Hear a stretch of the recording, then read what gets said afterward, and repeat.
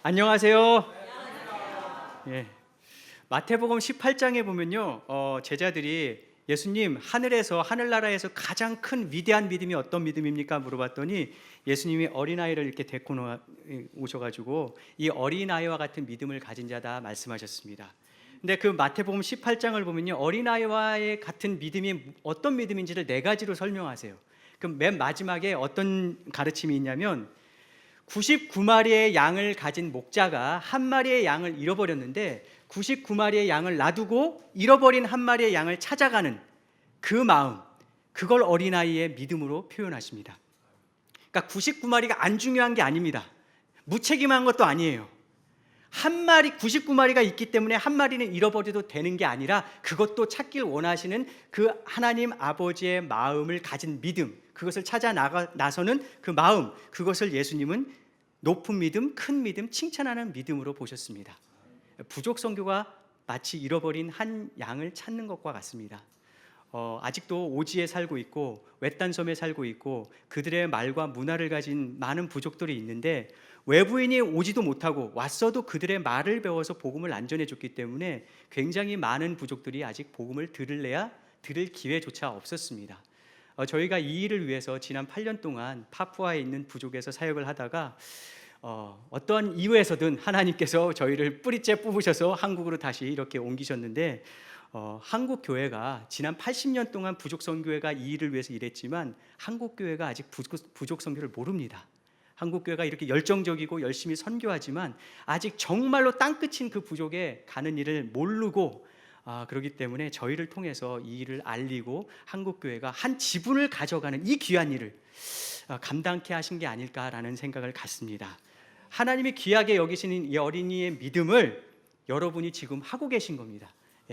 우리 남영주 충신교회 저희를 보내주시고 후원해주시고 기도해주시고 저희가 한국에 돌아왔음에도 이 사역에 끝까지 동참해주시고 함께해주시는 우리 남영주 충신교회 목사님과 당회와 우리 모든 성도님 앞에 진심으로 감사드립니다. 감사합니다.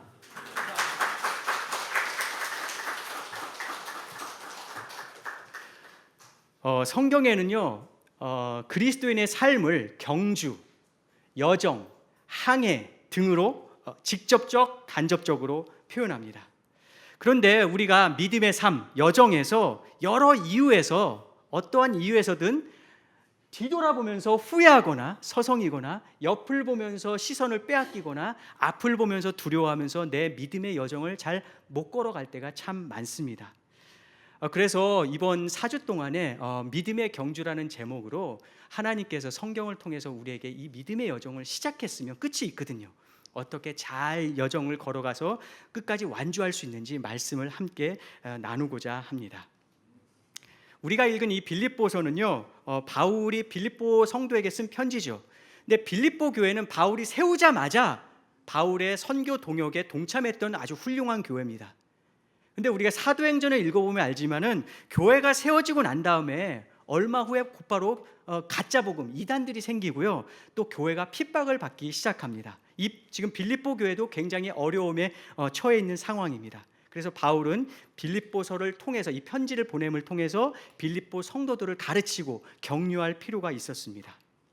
근데 이 빌립보서를 지금 바울이 어디서 쓰고 있냐면 어느 비치에서 여행 음료수 마시면서 이렇게 쓰는 게 아니고 지금 죄수의 신분으로 로마에서 자유가 없는 상태에서 쓰고 있는 겁니다.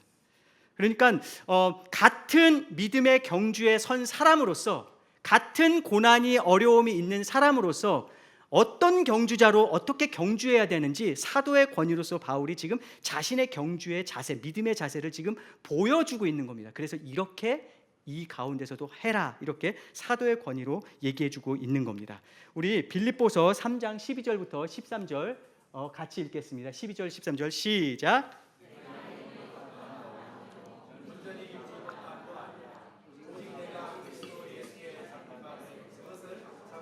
내가 달려가노라. 형제들아, 나는 아직 내가 잡은 줄로 여기지 아니하고 오직 한 일, 즉 뒤에 있는 것은 잊어버리고 앞에 있는 것을 잡으려고. 고난 앞에서, 그 믿음의 경주에서 고난 때문에, 어려움 때문에, 막힘 때문에 자꾸 뒤돌아보는 겁니다. 그런데 뒤돌아보면서 그것에 내가 잊어버리고 뒤의 것은 잊어버리고 합니다. 바울은요, 과거에 그 자랑스러운 과거도 있고요, 부끄러운 과거도 있습니다. 과거를 보면은 바울은 금수저였고요, 많이 배웠고요, 사람들한테 존경도 받았습니다. 자랑스럽죠. 또 부끄러운 과거도 있습니다. 교회를 잔멸했다, 그렇게 성경에 나와 있거든요. 이 잔멸했다라는 표현은요, 곰이나 사자가 고기를 물어 뜯을 때 하는 표현입니다. 그러니까 바울이 교회를 잔멸했다는 말은요, 교회를 완전히 풍지박살을 냈다는 얘기예요. 가정 파괴범, 교회 파괴범이었습니다. 그러니까 바울이 뒤돌아보면서 자랑스러운 과거든 부끄러운 과거든 그것을 잊어버리겠다 얘기합니다. 그걸 잊어버리겠다는 말은요, 내 과거를 부정한다는 얘기가 아닙니다. 그게 자랑스러운 과거든 부끄러운 과거든 그것에 내가 지금 영향받지 않겠다는 의미입니다. 우리가 어려움이 있으면요, 자꾸 뒤돌아봅니다. 추억에 이렇게 있는 게 아니라 후회합니다. 후회. 그때 그렇게 선택한 걸 후회하고 지금 현재를 회의적으로 바라보고 믿음의 경주에서 현재를 서성이면서 잘 못 걷게 만듭니다. 이스라엘 백성들이요, 광야에서 출애굽을 시작할 때부터 출애굽해서 가나안 들어가기 전까지 자기 마음대로 안 되면요, 어려움이 있을 때마다 애굽 시절을 뒤돌아보면서 그때 그냥 그랬을 걸, 그냥 있을 걸, 껄껄껄 하면서 모세도 원망하고 하나님도 원망하고 계속 그랬습니다. 예수님을 믿고 신앙생활을 하는데, 기도를 하는데 어려움이 안 없어집니다. 아니, 새로운 어려움이 자꾸 생깁니다. 아니, 더 어려워집니다. 관계적으로. 그래서 우리의 믿음의 경주가 시작했지만 그 믿음의 경주를 이탈하려고 합니다. 아니, 중단했습니다. 아니, 포기하고 싶습니다. 그런데 오늘 바울이 그 고난 가운데 같은 고난에 있는 믿음의 경주자로서 바울이 뒤돌아보지 않고 뭐라고 얘기하고 있냐면 다음 14절에 보면 14절 같이 읽겠습니다. 시작.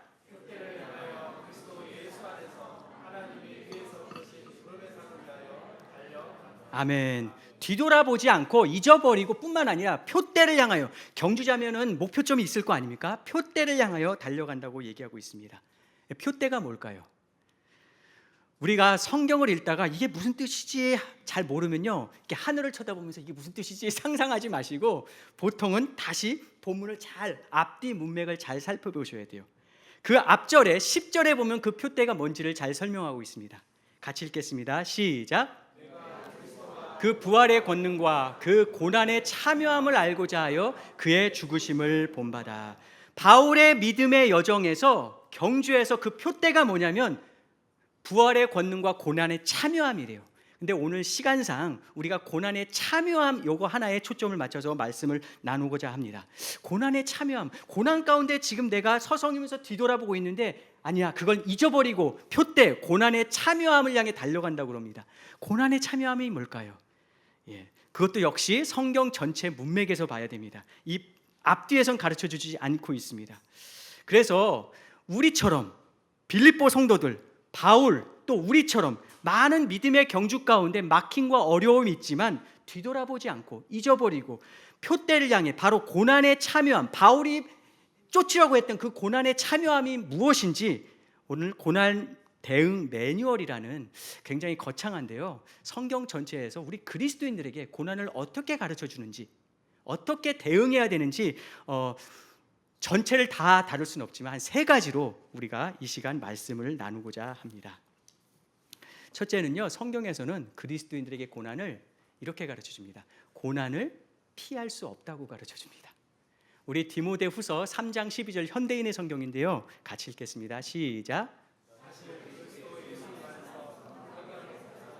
다 핍박을 받을 것입니다. 우리 개역개정판에서는 무릇이라고 해요. 무릇 그리스도 안에서, 사실은 경건하게 살고자, 이 말은요, 하나님 뜻대로 살고자 한다면 핍박을 피할 수 없다고 얘기하고 있습니다. 여러분, 성경에 수많은 인물들이 나오는데요, 그 가운데 어려움이 없었던 인물 한 명도 없습니다. 혹시라도 생각나는 분 있으면 저한테 한번 얘기해 주십시오. 저도 한번 살펴보겠습니다. 아브라함이요, 하나님이 선택하셨어요. 부르셨어요. 그래서 여정의 출발을 시작했습니다. 떠나라고 해서 떠났습니다. 떠나자마자 그 다음에 첫 번째 맞이한 게 뭔 줄 아십니까? 기근입니다. 기근. 아니, 하나님이 떠나라고 해서 떠났으면 좋은 일이 벌어져야죠. 왜 기근이 일어납니까? 근데 첫 장면이 기근으로 시작합니다. 하나님의 모세를 부르십니다. 가라, 바로 왕한테. 안 갈래요? 제가 누구길래 갑니까? 가라. 갔어요. 아니나 다를까 바로 왕이 말합니다. 니네가 믿는 하나님이 누군데 내가 니네 하나님한테 순종해야 돼? 하면서 순종 안 할 뿐만 아니라 이스라엘 백성들을 더 괴롭힙니다. 그랬더니 이스라엘 백성이 모세와 아론을 보자마자 뭐라고 했냐면, 너희 때문에 하나님 우리가 지금 없어지게 고생하고 아주 사라지게 됐다고. 그러면서 뭐라고 하냐면 하나님의 이름으로 모세와 아론을 저주합니다. 관계의 파괴가 일어났어요. 다윗 왕은요, 기름 부음 받고 난 다음에 이상하게 사울의 미움을 받아서 도망 다녔습니다.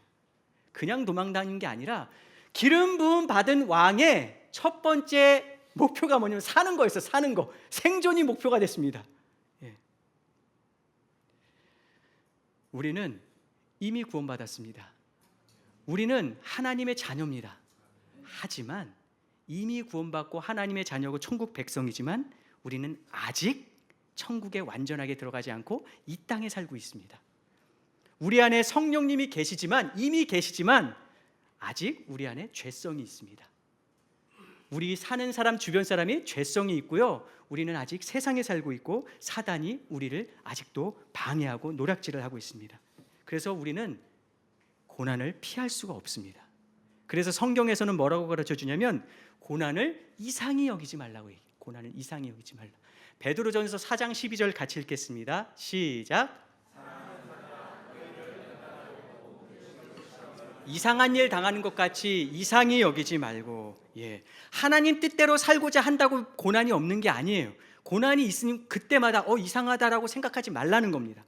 또 하나는 성경에서 고난을 부끄러워하지 말라고 얘기합니다. 베드로전서 4장 16절 같이 읽겠습니다. 시작. 고난을 받으면 부끄러워하지 말고 도리어 그 이름으로 하나님께 영광을 돌리라. 아멘. 초대교회 사도들이요, 복음 때문에 핍박을 받으니까 그들이 첫 반응이 뭐냐면 기뻐했다고 그랬어요. 기뻐했다. 그런데요, 항상 그런 거 아닙니다. 그리고 모든 사람이 그럴 수 있는 것도 아니었어요. 교회가 계속적으로 핍박을 받고 어려움이 계속되니까 많은 사람들이 신앙을 버리고 떠났고요, 교회가 해체될 위기에 놓여 있었습니다. 바울이 쓴 마지막 편지가 뭐냐면 디모데 후서라고 그러거든요. 정말 많은 핍박 가운데 교회가 흩어지고 그리스도인들이 사라지고 바울은 지금 로마 지하 감옥에서 죽기 직전이었습니다. 그때 쓴 편지가 디모데 후서입니다. 근데 디모데 후서를 보면 이렇게 말합니다. 바울이 15절에 중간에 있습니다. 아시아에 있는 모든 사람이 나를 버린 이 일을 내가 아나니. 아시아 지역이거든요. 에베소 이런 지역이거든요. 거기에 있는 수많은 그리스도인들이 바울을 떠나고 버렸다고 그랬어요. 여러 이유가 있었겠죠. 그런데 앞뒤 문맥을 보면 어느 정도 그 이유가 나옵니다. 12절에 보면 바울이 이렇게 얘기합니다. 내가 또 이 고난을 받되 부끄러워하지 아니함은. 16절에 보면 많은 사람들이 떠났지만 오네시보로라는 사람이 떠나지 않고 끝까지 로마 지하 감옥에 바울을 찾아가서 도와줬어요. 끝까지. 그런데 이렇게 얘기합니다. 원하건대 주께서 오네시보로 집에 긍휼을 베푸시옵소서. 그가 나를 자주 격려해주고 내가 사슬에 매인 것을 부끄러워하지 아니하고. 그렇게 얘기하고 있습니다. 복음을 부끄러워하는 사람들이 있고요, 복음 때문에 고난받는 것도 부끄러워하는 사람이 있을 수 있습니다. 그런데 성경은 우리에게 고난당함을 부끄러워하지 말라고 얘기합니다. 예수님을 믿어서 직장 생활을 하는데 잘하고 싶은데 이상하게 사람들이 왕따를 시키는 겁니다. 그래서 사람들의 보호를 받고 정치적으로 보호를 받아야 될 때는 그렇게 받지 못해서 항상 손해를 봅니다. 이분이 회의적이 됐어요. 내가 예수 믿는데 오히려 사람들한테 칭찬받고 사랑받고 그래서 향기가 돼야 되는데 오히려 왕따당하고 이게 맞는 것인가? 부끄러워하고 회의적이 됐습니다. 내가 사업을 잘해서 크리스찬 기업으로 믿음으로 사업을 하니까 잘 되구나. 그래서 교회에다 헌금도 잘하고 하나님의 사업을 잘 확장시켜야지 하고 사업을 런칭했는데 곧 사업이 망했습니다. 너무 부끄러워합니다.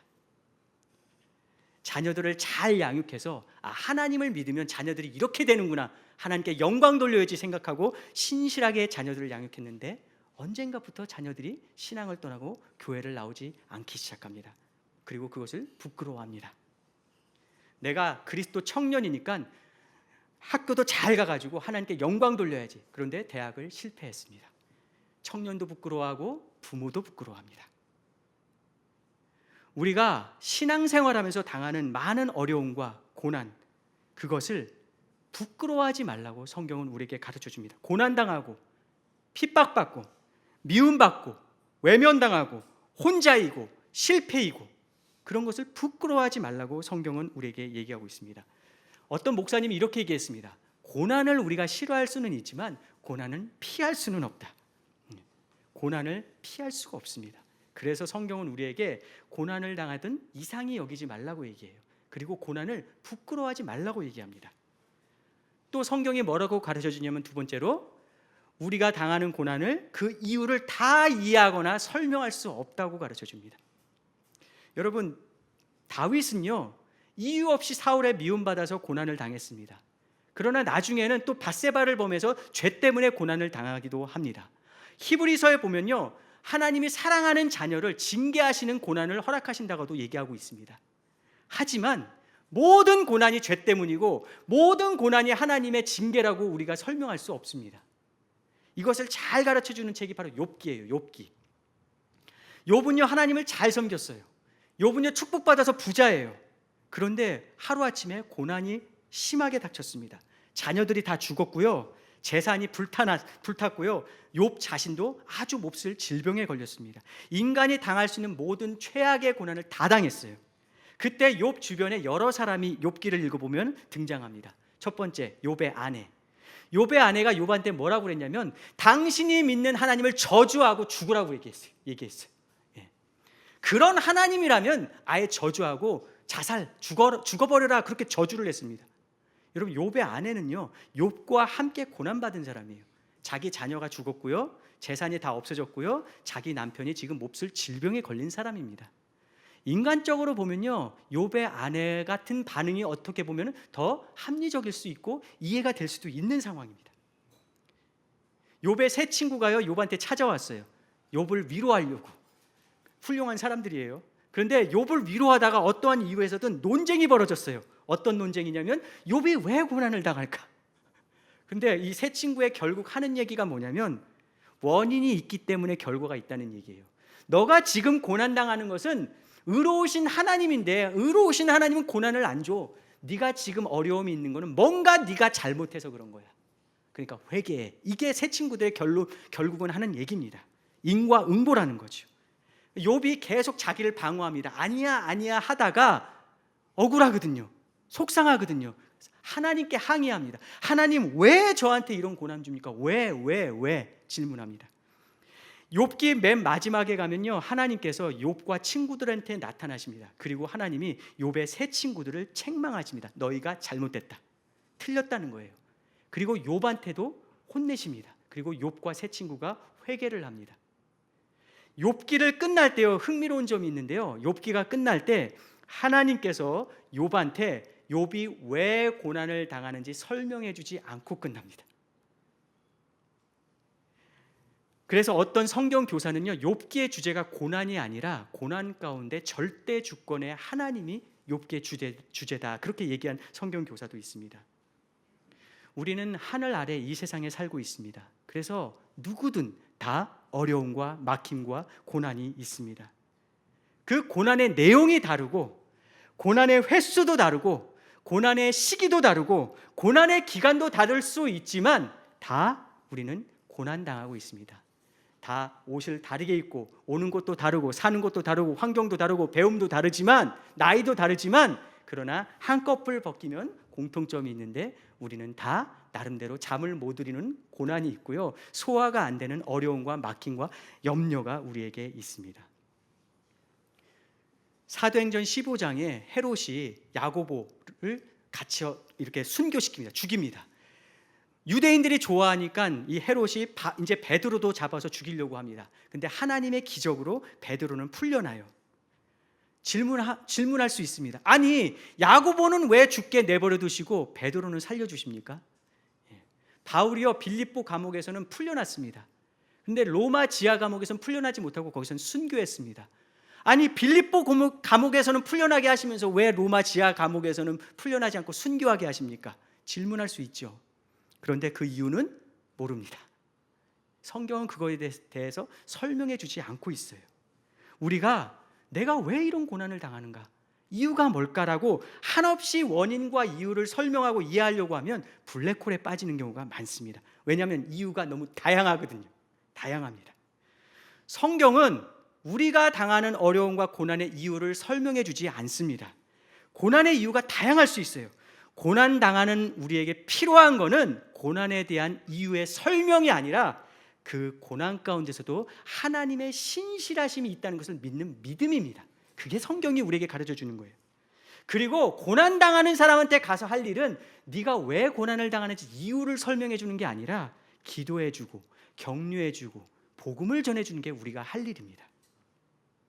성경은 우리에게 고난이 피할 수 없다고 얘기하고 있고 고난을 다 이해하고 설명할 수 없다고 얘기하는데 여기에 축복이 있습니다. 우리에게 고난의 신비가 있습니다.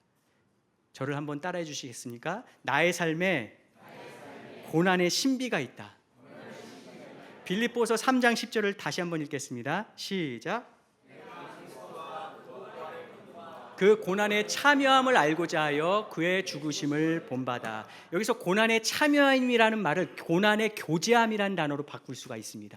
내 삶에 내가 이해할 수 없고 설명할 수 없는 고난이 있지만 그 고난의 신비가 뭐냐? 그 고난 가운데 하나님이 함께 하시면서 유익하게 사용하신다는 겁니다. 고난이 나쁜 게 아니라 하나님이 유익하게 사용하신다는 거예요. 예수님처럼. 예수님은 고난 당하심을 통해서 죽으심을 통해서 생명을 살리셨거든요. 예수님은 낮아지심을 통해서 높아지셨거든요. 마찬가지로 우리 삶 가운데 고난이 있지만 하나님이 함께 하시기 때문에 그 고난을 유익하게 사용하시는 그 고난의 신비가 있다는 겁니다. 그래서 고난 가운데서도 뒤돌아보지 않고 내가 고난에 참여함을 향해서 믿음으로 반응하고 달려갔다는 얘기예요. 하나님은 우리 삶 가운데 있는 어려움을 통해서 더 깊이 하나님을 경험하고 알아가게 하는 신비가 우리 삶에 허락하십니다. 신비를 허락하십니다. 시편 119편 71절을 같이 읽겠습니다. 시작.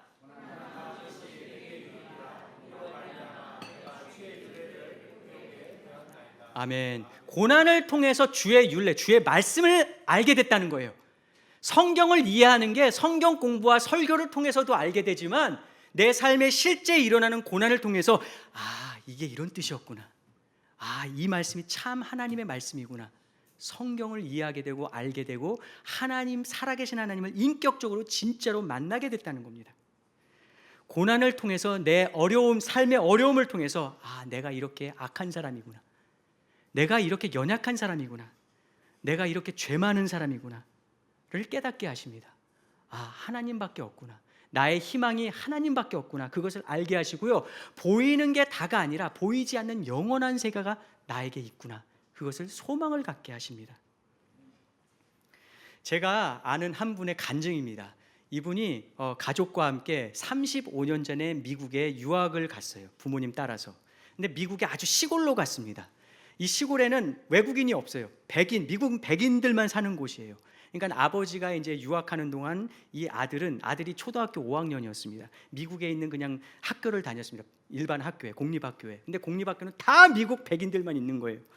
근데 5학년 가자마자 영어를 못 하잖아요. 그러니까 이 백인 학교에서 이 유일한 유색인종 한국인 얘를 왕따를 시켰습니다.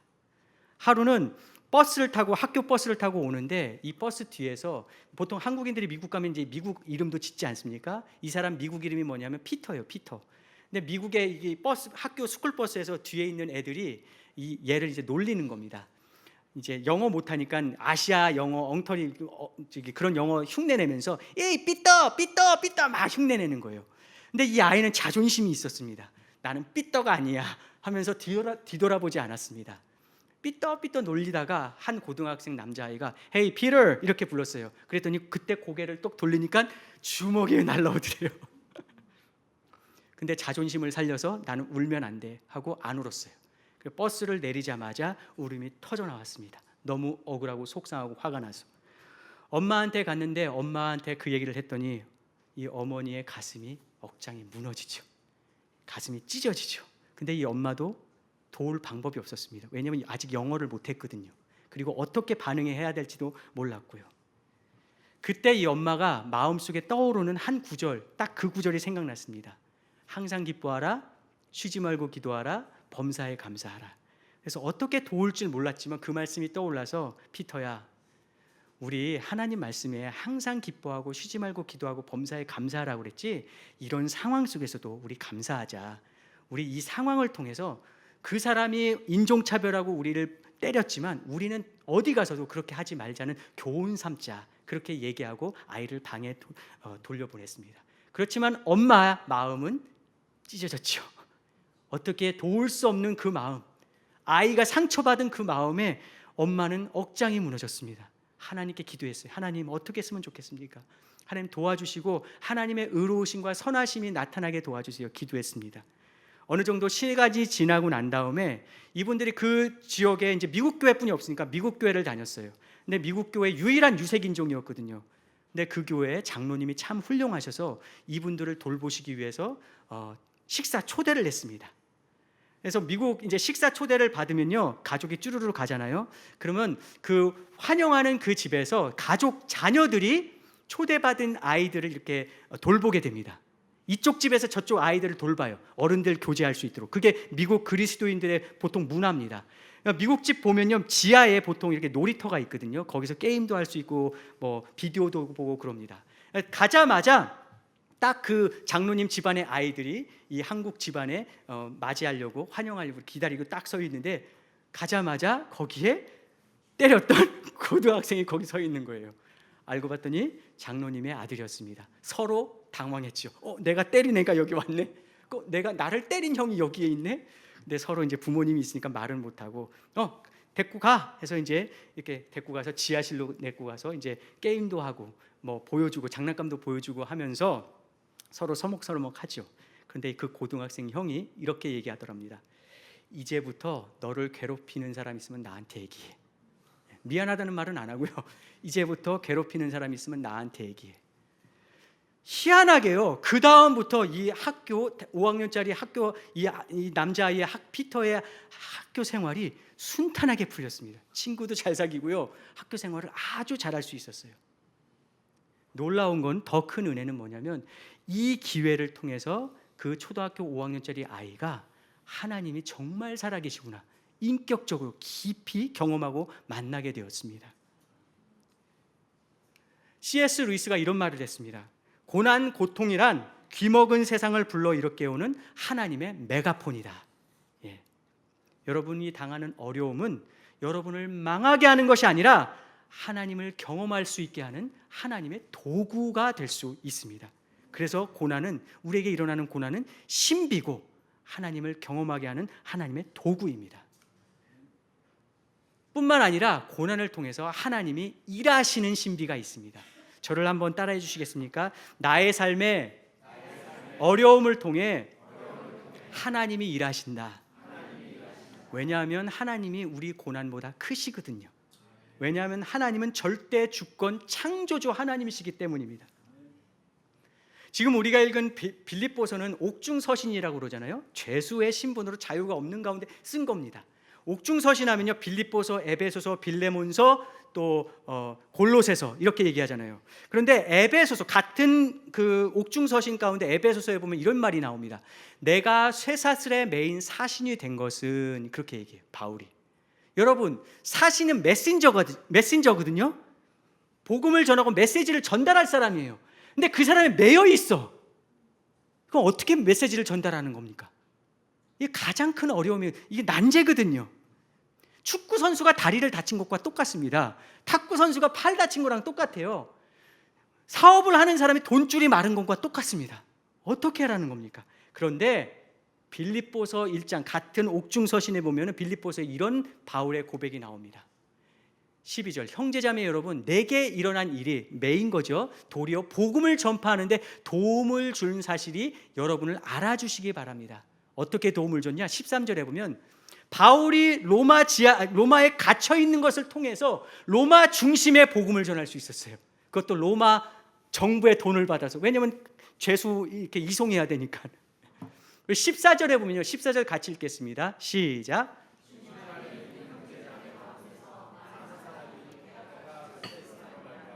더 확신을 얻어서 하나님의 말씀을 이상한 일이 벌어졌습니다. 하나님의 반전이 일어났어요. 매어있는 사신이 되었는데 그래서 복음을 전할 수 없는 상황인데 이상하게 매어있는 바울을 보고 로마 성도들이 힘을 얻어서 확신을 얻어서 로마 성도들이 담대하게 복음을 전했습니다. 바울의 매임이 가장 큰 전도와 설교가 됐단 말이죠. 바울의 매임이 가장 큰 효과적인 선교의 방법이 됐습니다. 이건 하나님의 반전이에요. 하나님은 우리 삶의 어려움을 통해서 그분의 영광된 일을 하실 수 있는 절대 주권의 하나님이십니다. 언더우드 목사님이요, 우리나라에 온 최초의 목사 선교사라고 얘기하는데요, 오실 때 조선이란 땅이 너무 미지의 세계라서 정말로 위험하고 어떤 일이 벌어질지 몰라서 왔습니다. 왔는데 놀라운 일이 있었어요. 언더우드 선교사님이 오기 전에 이미 이 만주에 있는 상인들, 일본에 있는 유학생이 번역한 우리나라 성경이 있었거든요. 그리고 그 성경을 읽다가 예수님을 믿게 된 이미 신자들이 있었습니다. 선교사가 들어오기 전에. 그러니까 선교사가 언더우드가 오자마자 아직 우리나라 말 배우기도 전에 이미 그 성경을 읽은 신자들이 언더우드한테 와가지고 세례를 받았습니다. 그때 당시 세례는요, 오늘날 세례와 완전히 상황이 다릅니다. 죽을 수 있었어요. 죽을 수. 예. 근데도 난 상관없다고 하고 신앙을 고백했습니다. 그래서 얼마나 언더우드가 오자마자 얼마나 바빴는지 몰라요. 일이 정말 많았습니다. 그런데 언더우드 아내가 이 류마티스가 심해졌어요. 그래서 일이 이렇게 할 일이 많은데 이제 문이 열리고 하나님의 할 일이 이렇게 많은데 아내가 너무 아파가지고 본국에 치료차 돌아가야 되는 상황이었습니다. 그래서 언더우드 부인이 미국에 치료차 돌아갈 때 다시 돌아올 수 있는지 없는지 상황이 암담했습니다. 언더우드 선교사님이 너무 낙심이 됐어요. 그런데 언더우드 선교사가 미국에 가서 이제 교회에 보고를 해야 되잖아요. 선교 보고를. 조선이란 나라가 이런 나라고 이런 상황이고 선교 보고를 했는데 미국 교회들이 이 조선 선교를 위해서 팔벗고 나서기 시작했어요. 이런 땅이 있단 말이야? 하면서 미국 교회들이 언더우드가 2년 후에 다시 돌아오는데 그 2년 후에 돌아올 때는 수많은 미국 교회가 뒤에서 언더우드와 함께 했습니다. 그래서 언더우드가 다시 돌아왔을 때는 힘있게 정말 일을 잘할 수 있었어요. 혼자 하는 게 아니라 미국 교회가 그 일을 같이 했습니다. 언더우드 목사님이 돌아가시고 난 다음에 돌아가시고 난 다음에 그 아내가 2년 후에 쓴 책이 있거든요. 언더우드의 한국이란 책인데 우리나라에 번역이 됐습니다. 그 책에 보면 이런 얘기가 나옵니다. 그 아내의 얘기예요. 또한 순전히 악한 것으로만 생각된 병이 우리로 하여금 그토록 우리를 필요로 하던 한국에서 미국을 떠나게 하여 더 많은 일꾼들을 불러 모으도록 한 것 역시 기뻐할 일이다. 이 모든 일에서 하나님의 손길을 명확하게 볼 수 있었다. 하나님의 선하심과 위대하심은 여러분의 고난과 막힘에 제한받지 않으십니다. 하나님은 그 고난을 사용하실 수 있어요. 그래서 여러분이 당하는 어려움이, 환난이 정광과 같은 여러분의 인격을 다듬는 기회가 될 수 있고요, 여러분의 지금에 받는 상처가 영광의 면류관이 될 수 있고요, 여러분이 당하는 아픔을 통해서 다른 사람을 살리는 위로자로 여러분을 세우실 수 있는 겁니다. 북한에서 넘어온 어떤 사람이 크리스찬인데요, 그분한테 물어봤어요. 실제 있는 얘기입니다. 북한에도 하나님이란 단어가 있습니까? 북한 사람들도 하나님이란 말을 쓰나요? 그렇게 물어봤어요. 그랬더니 그분이 이렇게 대답합니다. 예, 북한 사람들도 하나님 단어 압니다. 북한 사람들도 하나님이라는 단어를 사용한대요. 근데 언제? 하나님이 없다를 가르쳐 줄 때 하나님이란 말을 쓴대요. 하나님 살아계십니다. 하나님이 여러분을 구원하셨고 그 구원하신 하나님께서 멀리서 지켜보면서 어디 잘하나 보자 보시는 게 아니라 여러분 고난 가운데서 옆에서 동행해 주시고 함께 해 주십니다. 성경은 우리에게 고난이 없다고 약속한 적이 없어요. 고난 가운데 함께 하시겠다고 약속하셨습니다. 그래서 우리가 믿음의 경주에서 고난이 있을 때 뒤돌아보면서 서성이는 것이 아니라 믿음의 경주, 그 고난의 신비를 알고자 끝까지 믿음으로 반응하길 하나님은 원하십니다. 고난이 있다는 것은 내가 잘못했다는 뜻이 아닙니다. 고난이 있다는 것은 내가 잘못 왔다는 뜻이 아닙니다. 고난이 있다는 것은 이게 하나님의 뜻이 아니구나라는 사인이 아닙니다. 고난이 있다는 것은 이제 끝이구나라는 의미가 아닙니다. 고난이 있다는 것은 이제 내가 실패구나라는 것을 의미하는 게 아닙니다. 하나님은 고난 가운데 함께 하시며 그 어려움과 막힘을 통해서 그분의 선하심을 우리 삶 가운데 나타내길 원하십니다. 그러므로 우리가 고난당할 때, 어려움이 있을 때 그것을 이상히 여기지 말고, 부끄러워하지 말고, 이유를 알려고 블랙홀에 빠지지 말고 주님을 바라보고 주님께 의지하길 하나님은 원하십니다. 여러분의 어리석음과 여러분의 실수와 여러분의 그러한 어리석은 선택 때문에 받는 고난이라면 하나님의 은혜를 구하세요. 우리는 하나님의 은혜가 필요합니다. 내가 알 수 없는 이유 때문에 고난을 당한다면 그것도 하나님의 은혜를 구하세요. 어떠한 이유에서든 우리는 하나님의 은혜가 필요한 사람입니다. 베드로전서 말씀을 같이 읽고 오늘 말씀을 마치도록 하겠습니다. 같이 읽겠습니다. 천천히 시작.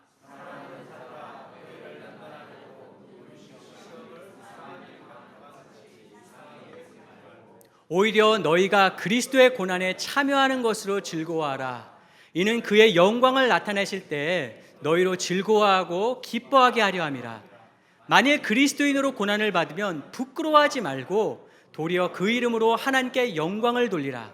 그러므로 하나님의 뜻대로 고난을 받는 자들은 또한 선을 행한 가운데 그 영혼을 미쁘신 창조주께 의탁할지어다. 아멘. 선을 행하되 그 가운데 미쁘신 신실하신 하나님께 너희 영혼과 삶과 시간을 의탁할지어다. 이것이 하나님 말씀입니다.